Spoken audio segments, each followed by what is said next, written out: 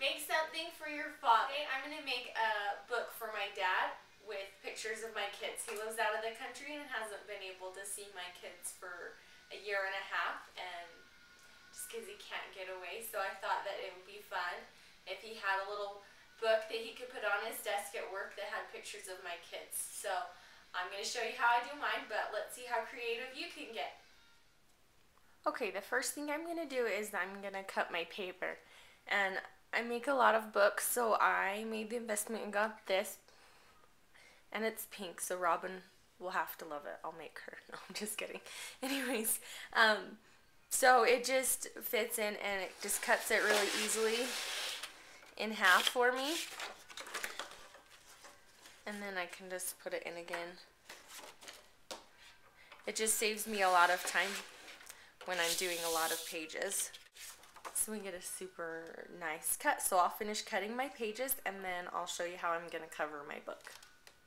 Okay, I've cut my paper to match my chipboard, and I just, my chipboard's a little bit bigger than a 6x6, and so I just measured it out and then cut my paper to match. And on one side of it, I'm going to put this cute little camper paper, and on the other side, I'm going to put the stripes. And I might, I'm going to put the stripes on the other side, I think. I'm going to do this opposite. We'll see how I like it when I get it done. But how I do that is I'm just going to turn it over and use my ATG gun. And then I am going to, I guess it doesn't matter which way I turn it. Should all be the same. It's a square. Okay, just put that on. And then I'm just going to do the same thing for the other side and the other cover of the album. And then we'll put it together from there. Okay, I pulled my Bind It All out because I am ready to punch my holes on my paper and in my covers. And I made myself a little template so I can line up the middle with the middle arrow on my Bind It All, and just to make it easier for me to get a more even punch. And so let's see. Go ahead and line it up and do my first. Let's see.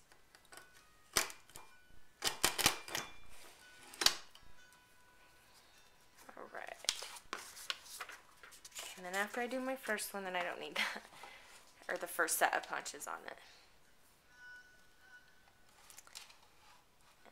And then I'll line it up. Third one. Of course I can't get the button to go through. Hello, son. Okay, so I flipped my project over after I punched it, and I'll punch the second part and release it, and then we have holes punched. So I'll get the other side punched, and I'll get the papers done, and then we'll go from there. Okay, now we're ready to bind, and I chose a wire that I thought was going to be big enough to fit all of the paper that I have, and when you get a Bind It All, it comes with these, so I just measured it up, and it's the 7/8 one, and this has lines on it so you can move the lines, but I just do it this way because it's easier. So I'm going to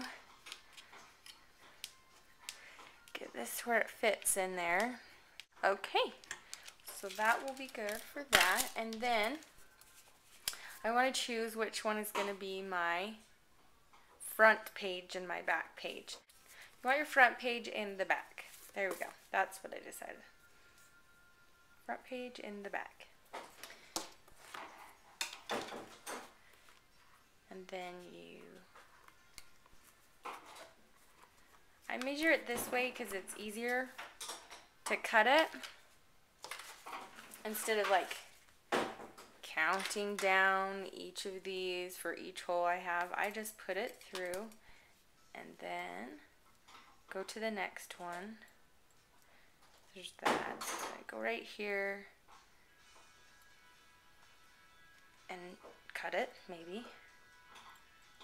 There we go. And then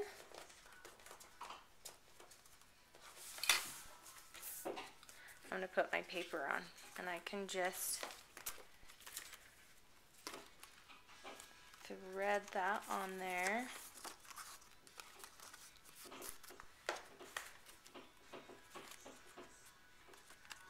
Maybe I could thread it on there. There we go. Okay, so then it looks like this from the side. Got all my paper there. And I'm going to just turn it upside down so it's flat, and then I'm going to put it in my bind it all. Hold that. And squeeze it.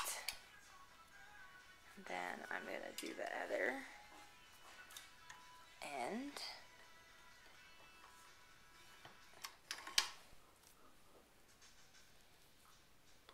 It's a little bit better.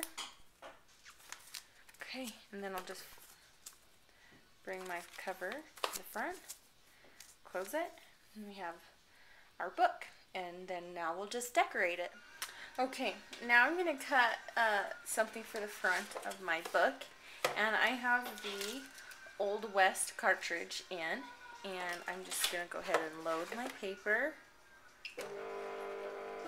I'll get my arrow to the edge of my paper.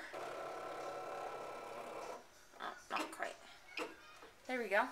And then on the black, I'm just going to do shadow, so I want to hit the shadow button. And then I'm just going to write, I'm going to do shift for the D, and then we're going to do A, D. And 3.5 inches is what I have it already set at. So I'm going to hit cut. Okay, now I'm going to do the other layer of my dad. So I've got that paper on that I want. I'm going to move my blade over. Yes, I could have done it in the other corner. Get that set where I want. There we go. And then I'm just going to hit repeat last and cut.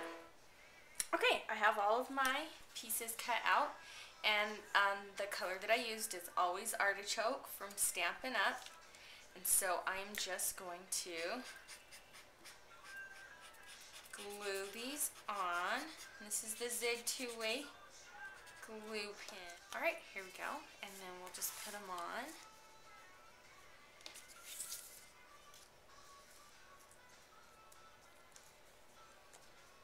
And I think that I'm just going to glue them down. I'm not going to pop them up. So I'm just going to use my ATG gun.